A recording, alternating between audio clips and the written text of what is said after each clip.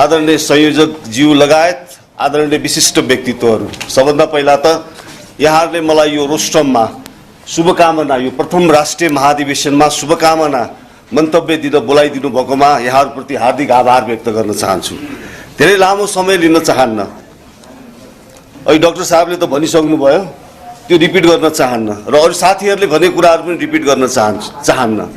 खालि एउटा के कुरा यहाँहरूलाई भन्न चाहन्छु भने यो देश अहिले सिन्डिकेटले चलेको छ। तल्लोदेखि लिएर सिंहदरबारदेखि लिएर बालुवाटारदेखि लिएर स्थानीय तहसम्म मेजोरिटी सिन्डिकेटले चलेको यो देश हो। सबै भागबण्डा खोज्छन्, सबै स्वार्थ, आफ्नो व्यक्तिगत स्वार्थमा सबै तल्लीन भएका छन्।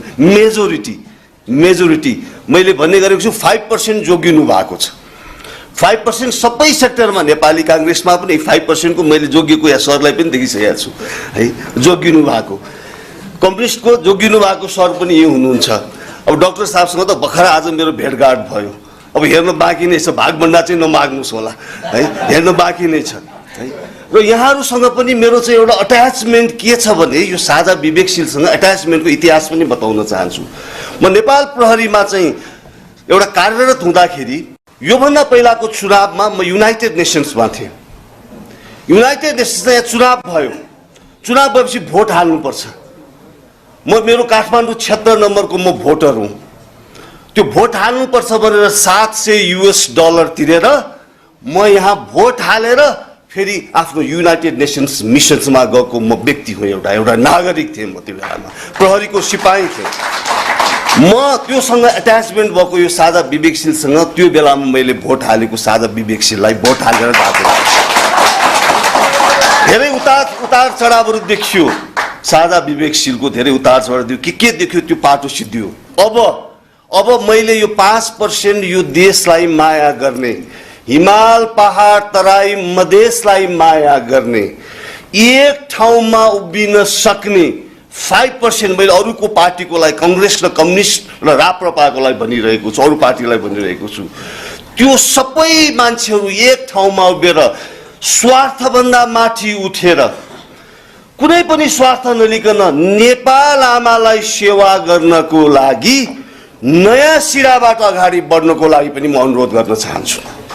यदि तपाईँ साँच्चीकै यो देश बनाउन चाहनुहुन्छ भने म अहिले नेपाल सुशासन पार्टीको म यो बाई डिफल्ट बाध्य भएर यो समाजसेवामा आएको हो। अब यो सुध्रिँदैन, उहाँहरूले सुधार्नु हुँदैन।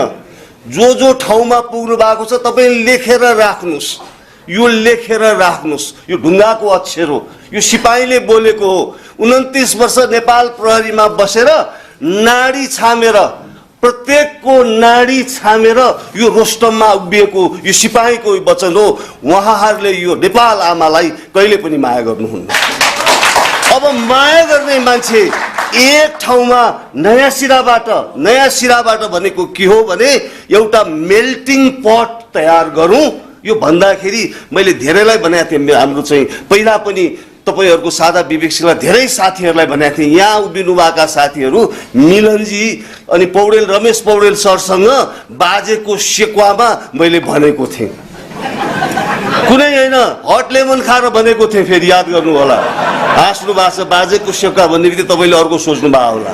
भनेको थिएँ नयाँ सिराबाट जाउँ साथी, केही स्वार्थ छैन, नेपाल आमालाई मात्र जोगाउने हो, राष्ट्रलाई जोगाउने मात्र स्वार्थ छ, उहाँहरूलाई भनेको थिएँ। त्यसपछि यो चुनावमा पनि मैले मेल्टिङ पटको कन्सेप्ट लिएर आएको थिएँ। आउनुहोस् मेल्ट हौँ, एक ठाउँमा बन्नु, एउटा विचार, उत्कृष्ट विचार ल्याउँ। म नेपाल सुशासन पार्टी छोड्न तयार छु। तपाईँ साझा विवेकशील पार्टी छोड्न तयार हुनुहोस्।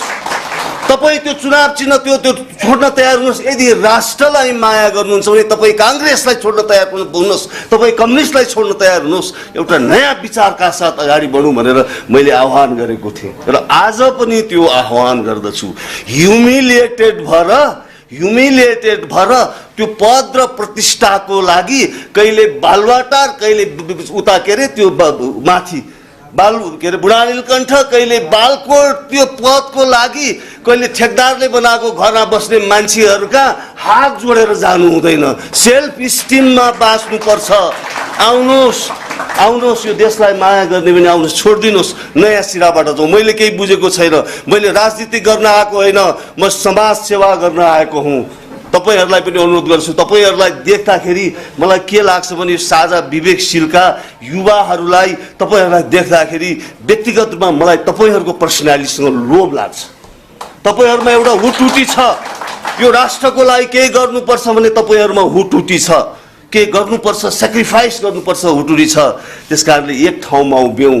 हेर्नुहोस्, यो देशमा त मौका नपाएर इमान्दार भएका धेरै मान्छेहरू छन्, मौका नपाएर इमान्दार भएका मान्छे। मलाई त तपाईहरू मेजोरिटी कस्तो लाग्छ भने मौका पाए पनि तपाईँ इमान्दार भइरहनुहुन्छ भन्ने मलाई लाग्दछ, हुनुहुन्छ जस्तो लाग्दछ। त्यसै कारणले अब नयाँ सिराबाट अगाडि बढौँ। म सम्पूर्ण त्याग गर्न तयार छु, तपाईहरू पनि त्याग गर्न तयार हुनुहोस्। ढिलो गर्नु हुँदैन, समयले हामीलाई कुर्दैन। ढिलो 10 वर्ष भइसकेछ तपाईँको, मैले त पुलिसबाट राजीनामा दिएर सुशासन पार्टी खोलेको 1 वर्ष भइसकेछ, ढिलो भइसकेछ। अब ढिलो नगरौँ, सोच्नुहोस्, खुल्ला दिमागले सोच्नुहोस्, नेपाल आमालाई कसरी माया गर्न सकिन्छ, हिमाल पहाड तराई मधेसलाई कसरी जोड्न सकिन्छ। यो 800 कति जना राजनीतिमा लागेका पेसाकर्मी नेपाललाई चाहिएको छैन। त्यसमा पनि सोच्न सक्दैन, धान्न सक्दैन, गफ दिएर हुँदैन। यहाँ ठुला ठुला कसैले गफ दिएर हुँदैन। यथार्थ रियालिस्टिक हुनुपर्दछ, रियालिस्टिक हुनुपर्दछ। समयअनुसार आफूलाई चेन्ज गर्दै अगाडि बढ्न सक्यो भने मात्र सफल हुन्छ। म सबै उसमा तयार छु, सबै ओपन डिस्कसनको लागि तयार छु। म फेरि भन्छु, म समाज सेवा गर्नको लागि ओपन डिस्कसनमा तयार छु। बाँकी जीवन मौका पाएर इमान्दार भएर निस्केको यो रमेश खरेल बाँकी जीवन पनि मौका पाए पनि इमान्दार भएर बाँच्नको लागि तपाईसँग सहकार्य गर्नको लागि तयार हुन्छु। धन्यवाद। जय नेपाल, जय सुशासन।